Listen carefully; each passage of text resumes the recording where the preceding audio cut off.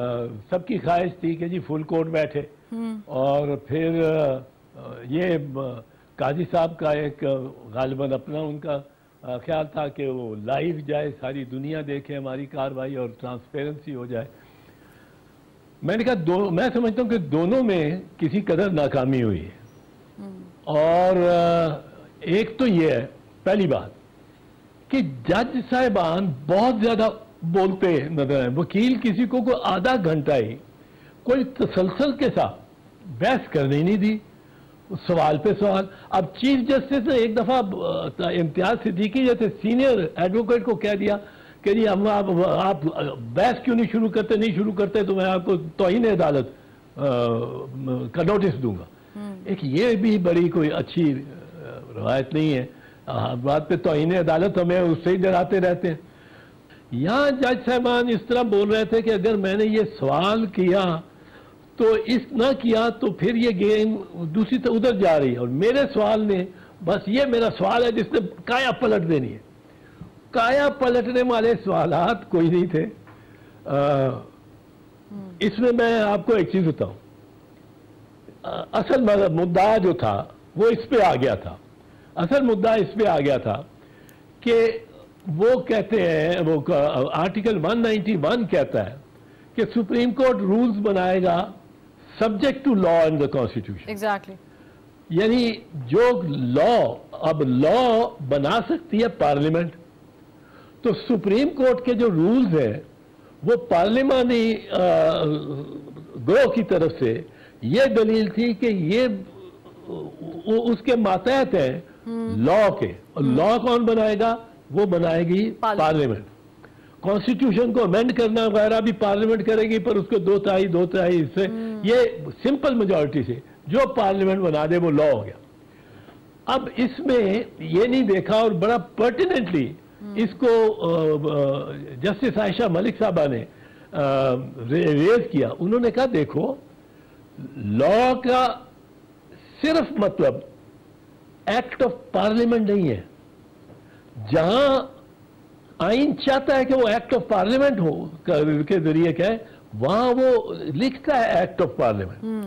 جہاں وہ کہتا ہے لا، اس کا مطلب ہے یہ ایکٹ آف پارلیمنٹ نہیں ہے، یہ کچھ اور ہے۔ اور وہ کیا ہے؟ وہ بہت سارے لاز ہیں جو کہ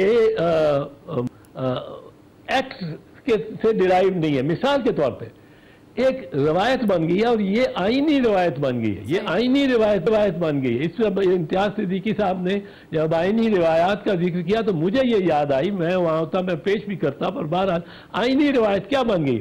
آئینی روایت یہ ہے کہ جب کوئی چیف جسٹس پاکستان کا 65 سال کا انہیں 65th برتھ ڈے ہی ریٹائر، اور جو اس کے نیکسٹ ہے وہ اس کی برتھ ڈے چاہے 23 دن بعد ہو، and he is judge for only 23 days as Jawad Khwaja was، اس کی تصویر لگ جائے گی among the چیف جسٹسز، اور وہ چیف جسٹس بنے۔ اب یہ ایک روایت ہے جو آئین کا درجہ اختیار کر گئی۔ اب کسی ایکٹ آف پارلیمنٹ کے ذریعے آپ نہیں یہ کہہ سکتے کہ منصور Ali Shah will not be the chief justice، he has to become chief justice۔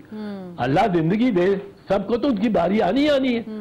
اور اب یہ چیز، یہ احساس دلایا امتیاز صدیقی صاحب نے اور عائشہ ملک صاحبہ نے کہ یہ زور دے رہے تھے دوسرے سائیڈ کہ یہ ایکٹ آف پارلیمنٹ ہم نے بنا دیا، پارلیمنٹ سپریم ہے، پارلیمنٹ کے آگے جھک جاؤ، پارلیمنٹ کو ڈسٹرب نہ کرو، پارلیمنٹ۔ اور یہ جو لا ہے چونکہ ہم نے بنا دیا ہے، یہ لا ہے، اور یہ سپریم کورٹ کے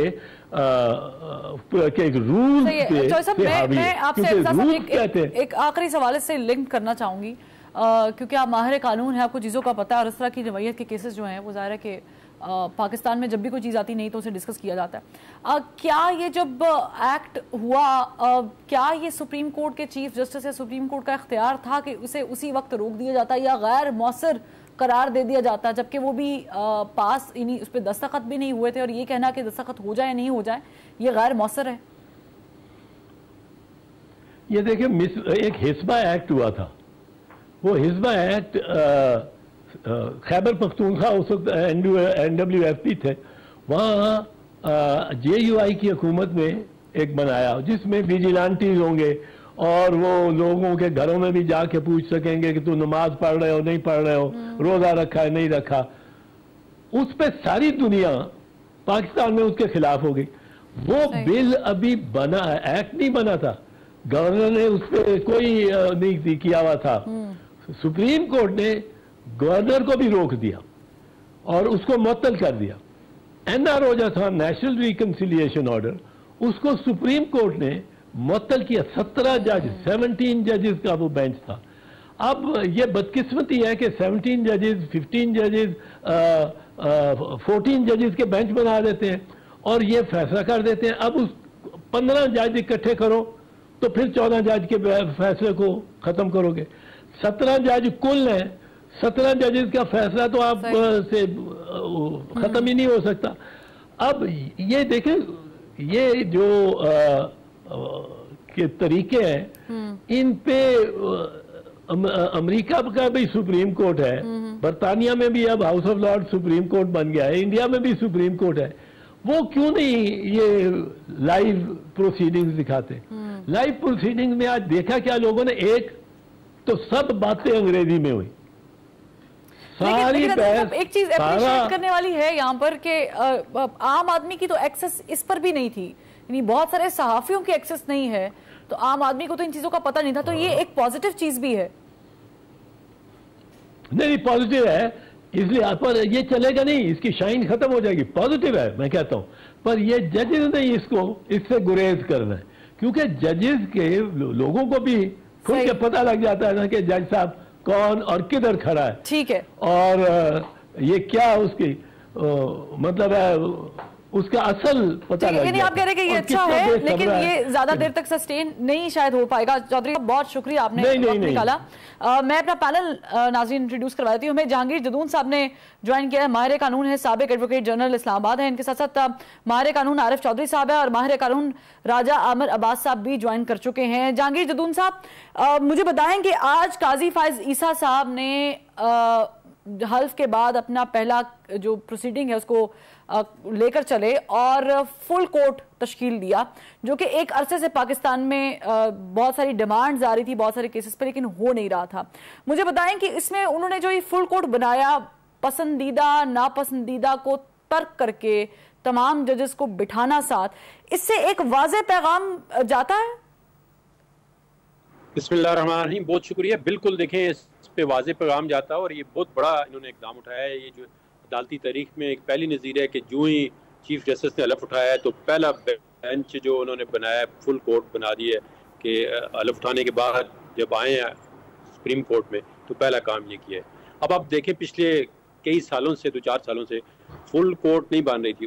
पिछले 2-3 महीनों से bar council, bar association, political parties cross the board लोग कह रहे थे जी फुल कोर्ट बनाए, इलेक्शन के लिए बनाए, लेकिन किसी के मतलब उन्होंने बारहा चीफ जस्टिस ने एप्लीकेशन सारी डिसमिस कर दी, ज़बानी तौर पे कोर्ट के अंदर कह दीजिए कि हम नहीं बना सकते फुल कोर्ट। और आज इन्होंने फुल कोर्ट जो है, कल हलफ उठाया, आज फुल कोर्ट बना दी है और सारा बिल्कुल सारे जजों को मौका दिया है सवालात का और बड़े दिल खोल के उन्होंने दिमाग खोल के सवाल किए हैं। हर जितने भी वकला ने आर्गूमेंट किए उन पे, तो इसमें मेरे ख्याल में बड़ा एक अच्छा मैसेज गया है कि फुल कोर्ट अगर चीफ जस्टिस बनाना चाहें तो वो बन सकती है, उसमें कोई मसला नहीं होता और मसला होना भी नहीं चाहिए। कोई इतना पब्लिक इम्पोर्टेंस का इशू हो या कोई कॉन्स्टिट्यूशनल इशू आता है तो फुल कोर्ट बनना चाहिए। लेकिन उसमें एक मसला ये होता है कि ये ज़्यादा मतलब ओकेजनली नहीं बन सकती, क्योंकि बाकी जो केस हैं सुप्रीम कोर्ट के अंदर आपको पता है 56,000 केस पेंडेंसी है।